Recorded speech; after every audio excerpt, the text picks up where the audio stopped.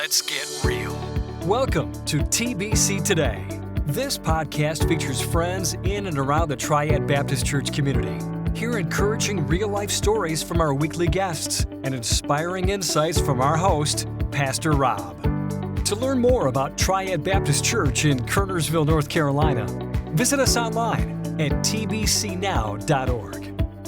Welcome to this episode of TBC Today. Now, we're super excited because in our podcast, we like to talk to people from our community and our church, and we've got some teenagers, some young ladies with us today, and we're going to just kick things off right away. Before I tell you what we're going to talk about, let's just go around, and we'll start here with Riley in the end, and introduce yourself and tell us how old you are. All right, so my name is Riley Huffman. I'm 14 years old, and I'm homeschooled. Okay. I'm Riley Lincoln. I'm 15, and I'm also homeschooled. I'm Layla Gatewood. I'm 15 in 10th grade, and I'm also homeschooled. And that's my niece, so I'm especially proud to be sitting here today. These young ladies went through the process of talking to our pastoral leadership about doing their own ministry here in the church. Now, for those of you who may not know, we have a great ministry here called Armor of Light for Life. And that ministry is to help women and men with decisions that they need to make about life.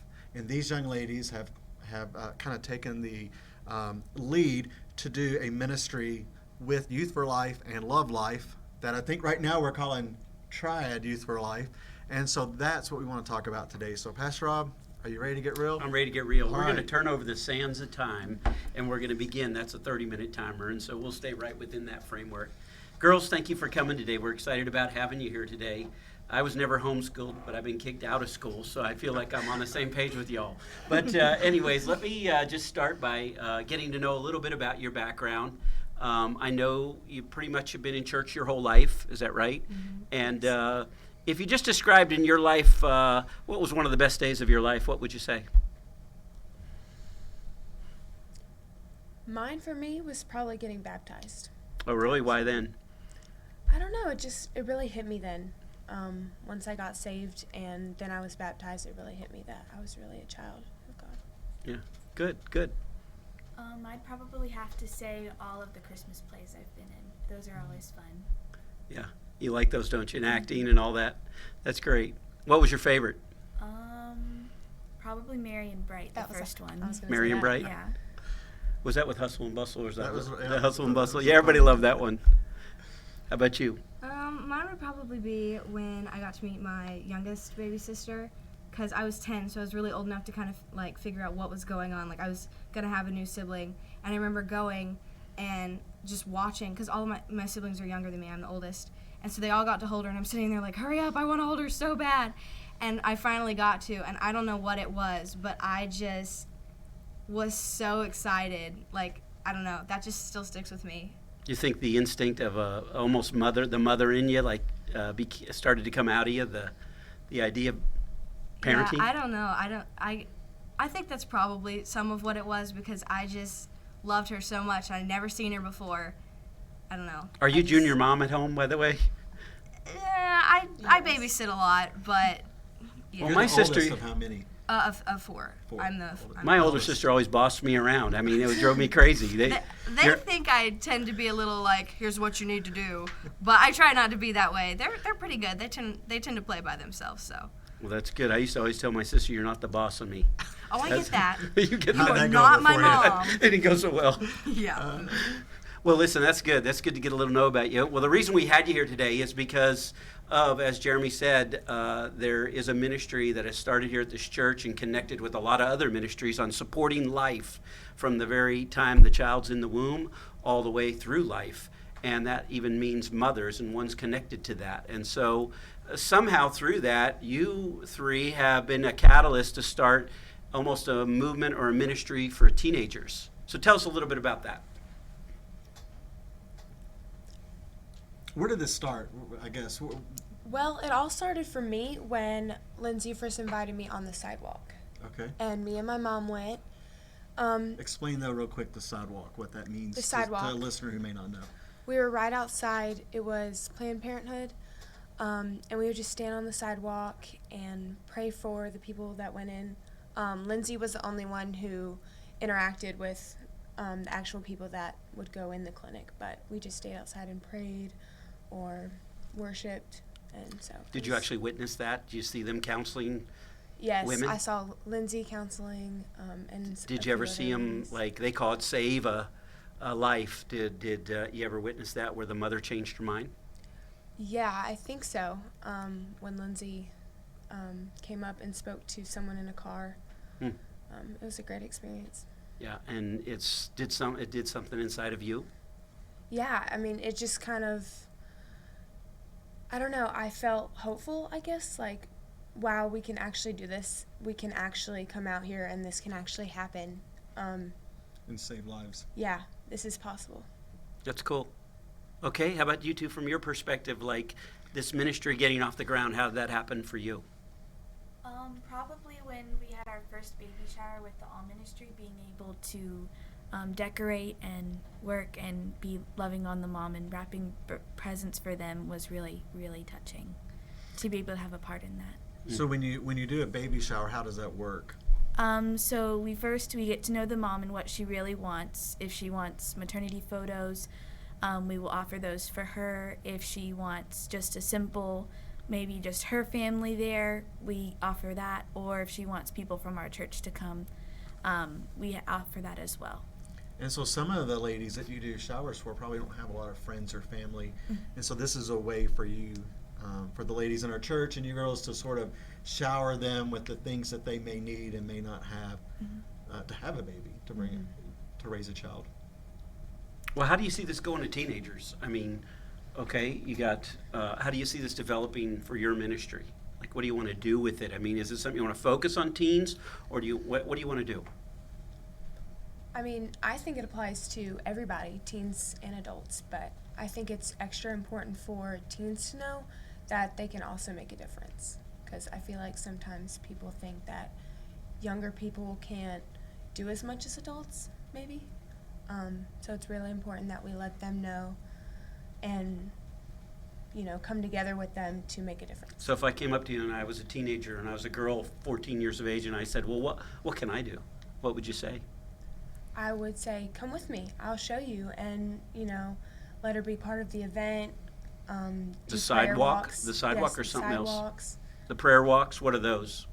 Prayer walks, just when several churches come together, ours and a couple others, and we just worship, and then we walk around Planned Parenthood and sing some more, and just hope that those mothers will see us and hear us. Have you ever felt scared?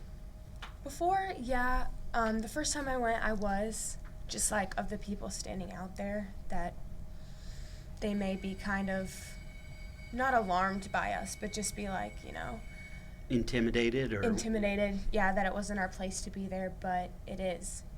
Christ should fill everywhere, and we should make sure that that happens. So. That's good. That'll preach. Yeah. What were y'all thinking? You got any thoughts to add to that? I think it's especially important for teenagers to understand what abortion is and how it impacts, everyone involved, because a lot of girls my age are having abortions and they're trying to make it legal in states where they don't have to tell parents. They can just go and have one. And so I think for people my age to understand, this destroys a life, and Christ calls us to protect life. Every person my age, they need to know that, and they're not teaching that in a lot of schools. They're not advocating that publicly. And it's kind of surprising how many people don't know what abortion really is.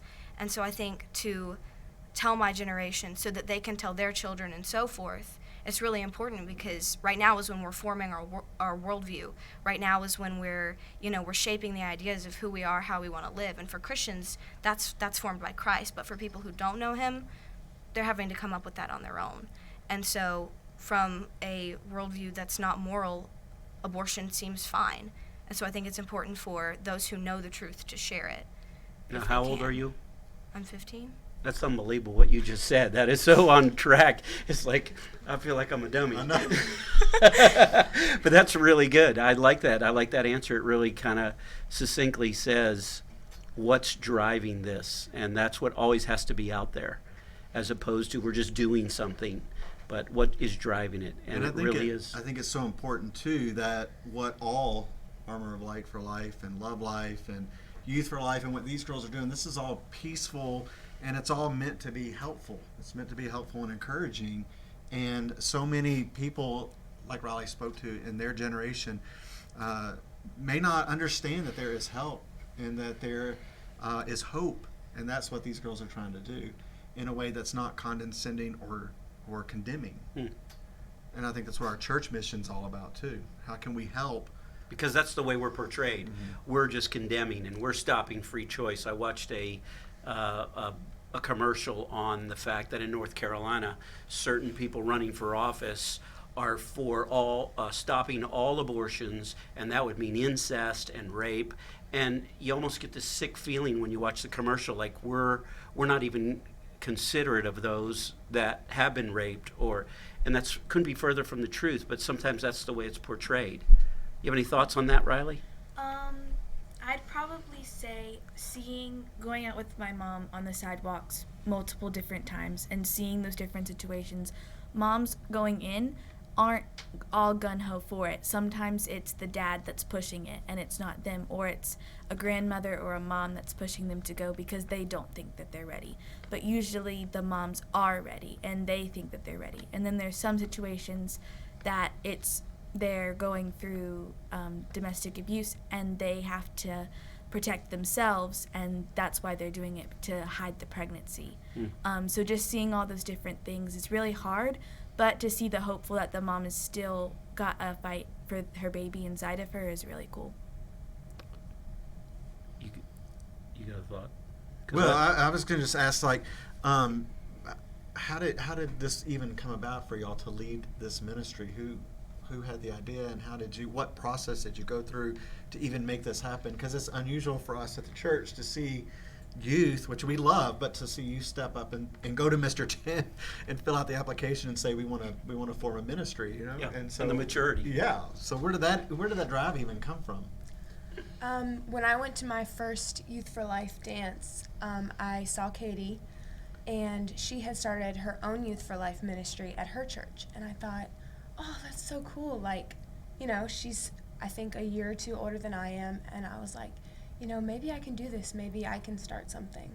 So I went to Lindsay, and I asked how I could help, you know, what I could do for that. And she gave me a lot of opportunities and helped me start that. So Katie's just another teenage girl who's kind of on the same track as y'all are? Mm-hmm. Yes, I think she started it a couple years ago.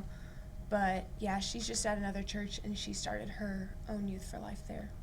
So That's cool. So tell us about the Love Life event that you recently participated in. That was a walk, and that was for our youth, or for youth, not as much for our church. Because we typically participate twice a year in these walks. So this one was, tell us about this one we had a few weeks ago.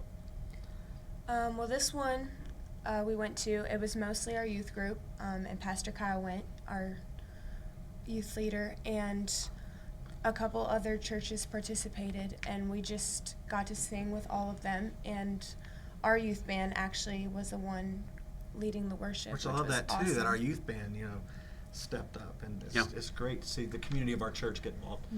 Yes, that was great. And then we just, walked to Planned Parenthood and sang all together, and it was just really great. Our youth, and then seeing so much other youth there was really encouraging. Okay, so then there's this other piece of the diaper bags. What is that? I saw pictures because I was social media, so we posted pictures, but it was like a ton of teenagers with diaper bags. Tell us about that. So what that kind of was when we come back from a prayer walk, it's always really heavy. Like, you went and you prayed, but you were also, there's a lot of spiritual warfare. And so you feel very weighed down by, what's going on. And so you come back and it used to be you had to just go home and it was kind of hard to deal with. So we thought, why don't we come back and have something, that's geared towards pro-life ministry that we feel like we can be hands-on and helping. And so we came back and Lindsay had bought a bunch of diaper bags, and everybody, all the youth who came, brought a little something so that we all kind of collaborated to fill them up. And we put all kinds of stuff in there, like diapers, wipes. We had little, outfits, socks and hats. Yeah, diaper cream. pretty much everything you'd need, for a diaper bag. But then Lindsay had been really thoughtful and brought some little things for the moms, like little spa items, so that they could feel like they were thought about too. And the backpack was really cute, so they could carry that around. And it was really fun. Everybody had a good time packing those, and it really made us feel like, okay, we were able to make a difference. Because I know that prayer is a weapon, so it partnered, a spiritual weapon with a hands-on activity that we felt like we were really, doing something for the ministry. That's great. And what did you do with the diaper bags? So we delivered our first 5 to the mobile unit that sits right outside of our church. Lifeline Pregnancy brings their mobile unit here on every Tuesday, and we got to deliver our first 5, and they were so blessed to have them. And we're going to continue to drop them off at different mobile units and pregnancy centers across North Carolina, Greensboro, Winston-Salem, and Kernersville, and all those different areas, and giving them those diaper bags so that they can give them to the moms and they can be blessed with those. This may be a good time, too, to mention that on Tuesdays we have a mobile ultrasound unit that's in our parking lot, and they do free ultrasounds. So, little plug for that there. Okay, well, you girls are more mature than I thought, and I really appreciate the level of maturity you're bringing to our podcast. I mean, we're not talking about lipstick and all that other stuff. We're talking about very, very serious issues, and I just would sit here thinking, as far as if I threw you a curveball and just put out a question to you. Let's say you have a friend and she finds out she's pregnant, and she comes to you and says, my parents are talking to me about an abortion because it'll ruin my life if I have the baby. And she got pregnant by a boyfriend. What would you, how would you talk to her? Well, I tried to be there for as much as I could. I'd probably cry with her and just, understand that that's really hard, because obviously that's not probably something she was planning on. But then I would also tell her that, that's a life. That's important. You can't just end that because your life will be impacted by it. Yes, you'll be impacted, but if you choose an abortion, a life will be ended. And so I'd probably give her an example. We had a girl, I believe it was last year, and she was 16, and her little boy will be 2 in December. So yeah, it was a little while ago. And she decided, it was the same situation, and she decided to keep her baby, and he is the cutest thing I've ever seen. But he's just so smiley, and you can tell that she's blessed by having her little boy. And she was able to get the help that she needed because we gave her a baby shower. And so I would probably just, be like, here's all the resources that you have. Like, that's not your only option. Come to a place where there's life and there's hope instead of running somewhere that's going to change your life forever. Like, having a baby, yes, impacts you, but it's for the better. Whereas an abortion, there's all the side effects of that as well as mental issues. So I would just encourage her that, this is a life that you need to keep. Y'all want to add anything to that? I'd probably say that there's lots of financial issues that parents don't think that their daughters can go through with if they don't have a job already. So offering them with the pregnancy centers, every resource is free. They don't have to pay for a thing. They can get baby clothes, diapers, wipes, anything for free that they need, free ultrasounds. And so just offering a free option is really important in that process. You want to add to that, any, Layla? Yeah, and I just think a lot of times when people tell them that they've gotten pregnant, that they get judged for it. And so if someone came to me and told me, what was happening, I'd probably, help them all throughout the way. And, we're just as much as sinners as they are. There's not a little sin, a big sin. So, I've done just as much as they have. So, we could help each other no matter what we've done. That's good. That's good. What would you do if a girl was 16 and she got raped and she said to you, "I'm not carrying this baby"? I would probably not push her. Well, I would encourage her as much as I could and, tell her what's right and what's wrong and show her the scripture. I formed you in your mother's womb, and that they have value, and, you know, let her know that, you know, but not judge her for her decision, because, you know, we're all equals. So What options would you suggest to someone in that kind of situation? Well, I mean, there's always adoption, and I know a lot of women don't even want to have their baby in the first place, but if you can first convince her that this is life and this is important, you know, I think that's probably the first step, is just get her to stop considering an abortion, and then show her if you can't, you know, financially or whatever raise a child right now, they do have adoption where you can, you know, let your child be raised by somebody else. But it often happens that they see their baby and they're like, this is the best choice I've ever made, was to keep this child, and so they end up doing that. But just the thought of having an alternative like adoption where they can be raised in a safe home might convince them that they can keep their baby. So I mean, want to say there's anything? yeah. I'd probably add to just offering an option of friendship and saying, I'm going to be here for you through the whole entire thing. You don't have to worry. There's free resources for you. Anywhere we can get you into a place where they'll care for you. If your parents they think it's a terrible decision and you should go through with abortion, we have places where you can go and you can get free schooling, and just have a home for you and that you're loved. You like the word free, don't you? That's a seller for you. But honestly, all those are really great answers, because it really says, I'm still going to be your friend. I realize the struggle you're up against, but maybe there is a deeper issue, like what if God allowed that for a sovereign purpose that you can't see, and that if you could let that work itself out, even if you don't want to be a part of that or you do, they would give that chance to that life like you had a chance or someone else had a chance. So that's great. I really like those answers, so I'm glad I asked it. What's your vision for the ministry? How do you see it kind of growing and developing, as it is pretty much a new ministry here at our church? Well, I mean, it first started with us three, but then just recently, like I said earlier, the worship got involved in the prayer walk, and the one before that, it was just worship from another church, or I think it was even adults. But this time, more of our youth group got involved with that, and they were the ones leading the worship, and it was all youth, all of our teens. So. And did you feel like them drawn into it too? Yeah, I feel like it's definitely spreading. You know, just like a little seed that is planted, and you know, it's just gonna be carried all throughout the youth. So. Wow, that's cool. Riley, Lincoln, I'm just looking here. How many baby blankets have you made? So I tend to make them as the baby showers come up, because I like to do them in the colors. So when we Okay, find so out. back up then, because I thought maybe I misread this question. So you make baby blankets? Yes. And what are they made of, and how do you make those?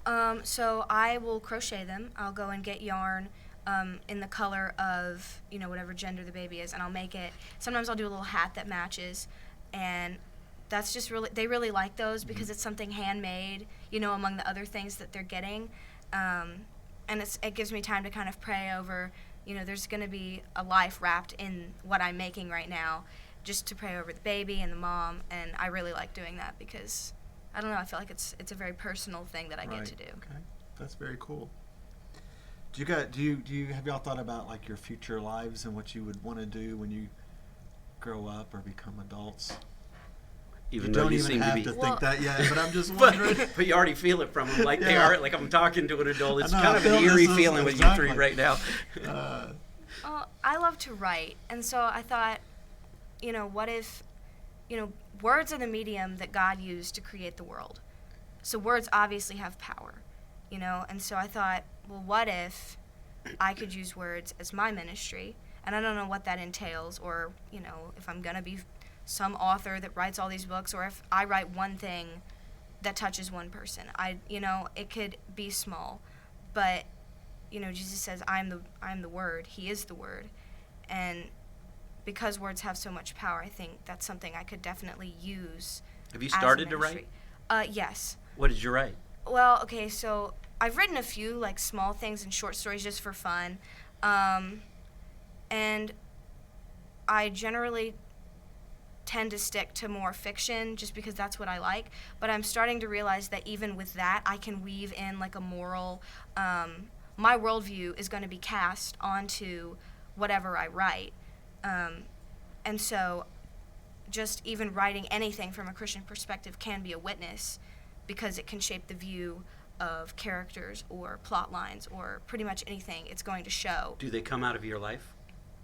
Do those stories that you go into fiction, do they come out of your life and relationships you have with friends? It can, yeah. So characters that I'll have can be based off of people I know in small ways. Even if it's like a personality quirk or just a trait that I really admire in someone, I'll put into a character. A lot of times characters are made up of several people I know, or experiences that characters go through. Sometimes I have to hash out things that happen to me through the life of a character that I have, like make them go through the same thing and have them respond to things in different ways. Because I guess it helps me process a little bit things that actually happen to me, so yeah. Good. How about you? You have a future? I really like animals. I would think so. Yeah, but I'm everybody's just got a like, future best animals. So I really like animals, but I've had different things, but I really want to be a zoologist. That's what I really want to do, so. So you're not talking like doctor or vet, you're talking about Just caring for animals. like maybe at a zoo. Is there a special animal you especially like? I like American river otters. Those are my favorite types of animals. They're playful, they're fun, they flap around a lot. Yeah. That's good. Yeah. Did you say something about your future you wanted to do? Not yet. God hasn't really told me what I want Well, to do that's yet. interesting. He didn't tell me till I was like 20 something. Yeah, so I'm not sure what I want to do yet. I do like sports. I play basketball. That's really fun for me, but I'm not sure how I'll use that yet or if he'll take me on a completely different path. So. Cool. All right, I want to know a couple of things. How can our youth in our church, our student ministry, or even the adults in our church, how can they get involved? How can they help or help support you guys in your mission with this ministry? What do you need? Well, it's not just prayer walks. There's a lot of stuff that goes into it and into the events that we do. So like food. If some moms or ladies don't know how to get involved, then they could make food for those events. Or even help with the diaper bags or anything that we might be throwing into the events. Okay. Do you need materials for blankets, or you kind of get your own stuff? Or I'd probably say diapers, wipes, and clothes and things like that. Just having them here. okay. All right. Okay, well, I would just say we're probably about 5 minutes left. So is there anything we didn't ask you about or you wanted to say about your ministry or your life or anything revolving around this that you would, that's kind of burning in you that say, I wish they would have asked me that? I don't think Okay, so. you feel pretty good. Okay, Okay, well, so- we got 5 minutes left. What do you want to talk about? Well, if somebody were to reach out to you or to our church, where do we point people to get the help that they need, or to get the counseling that they need, or the encouragement, or the boldness, or give us some places that we can share with the listeners where they can get some support, some encouragement. So Salem Pregnancy is right across the street from Planned Parenthood on Maplewood Avenue in Winston-Salem. And then And you're not too young to do that, no matter, you can go at any age? Okay. And then Triad Pregnancy Center in Greensboro just got off the ground. It's a mobile unit called Ruby Marie that's a little separated from Triad Coalition for Life. And then we have the March for Life with NC Right to Life. That's in Raleigh, I think. And then for Scythe Students for Life is the Dance for Life. It's at 6 to 10 p.m. Is it like a dance around the clock or something, or what do you do? There's going to be speakers there. Katie Rose will be there speaking to the youth and giving them a challenge for their church. It's November 12th, sorry. And it's just somewhere that you can learn dances, you can meet people around. Like what kind of dances? Like all kind? Classical dances. We did Ballroom stuff? We did swing dancing last time. Swing It dancing, was yes. so That's the much fun. 50s or something, 40s? What is that? I'm horrible with Probably the arrows. 40s. I Yeah. don't 40s, know. yeah, 40s, okay. Yeah. Well, that's kind of cool, and so it's got a theme that night. It's clever. So are y'all planning any upcoming events? Yes. So the 40-week walk is on November 12th as well. It's Saturday morning, and it's in Greensboro at 9 a.m. It's with Love Life, and that's there. We do 40 weeks, and each church comes at 1 week in it for that. And so the 40 week is for all of the churches, all of the youth groups to come and to do a big prayer walk. And I think that's it. You know what I like about Love Life? I'll tell you this, just so you know. Like for me personally, when I got started in this, there was a guy in our church who went to the Randleman Road there where the abortion center was. And I remember he got in this group of 15 people, and they were holding these signs of aborted babies. And there was something inside me. It was to me, it was just repulsive. It was like this Christian movement of people. And I said, I just don't think this is the way to do it. You don't want to get in their faces. Now, he would talk to people, and he probably had some effect. But I thought there's got to be a better way. And then Love Life came along, which your shirt is very good advertisement for that. But Love Life came along, and I thought, this is so low key, and this is so good. What is the power? The power is not in pushing it down people's throats or making people feel guilty or shaming them. The power really is in prayer.